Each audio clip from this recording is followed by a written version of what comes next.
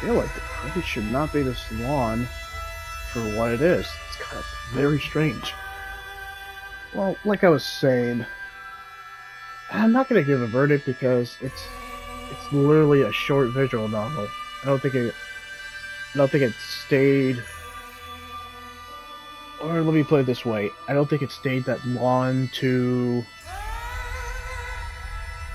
It didn't make an impact. That's one thing. It did. It was a short, literally an hour, a visual novel showing us what to expect in the main campaign. Just introducing us to prequel characters that will either we'll see in the main campaign or they'll be in knowledge. I feel like KK because I seen him in the trailer, but I feel like KK is actually going to be part of it. I'm trying to see if I remember all the characters. Okay, so there's KK, Rinko, Erica, Ed, and Ryota. So at least I remember the character's name. Because for the short time that we have... Alright, let's talk about the negatives of the verdict. This is kind of my verdict video, but not really. I want to make sure I'm recording too. Yeah, cool. Man, this is a long credits. So the negative was, it's just too short.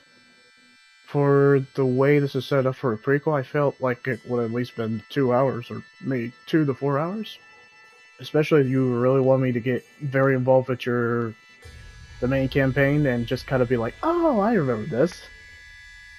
But it's so short, you just get introduced to the characters, and that's pretty freaking... that's it. Okay, so KK is not really his name. What's his real name? Well, anyway. Imagine we'll find that out in the main game. So there's that. Yeah, it was just too short. That's really one of my negatives. Because I was trying to think if it was the gameplay, but there's barely any of it, but I won't cause it a negative because I want to see how it does in the main campaign. Yeah, that's pretty much it. Oh yeah, the other complaint, besides it being too short, I felt like when the story was just getting good and just getting me interested, the story stopped at a grinding halt just before things were getting interesting. It just stops. Like, they were just like, nope, you're not getting any more.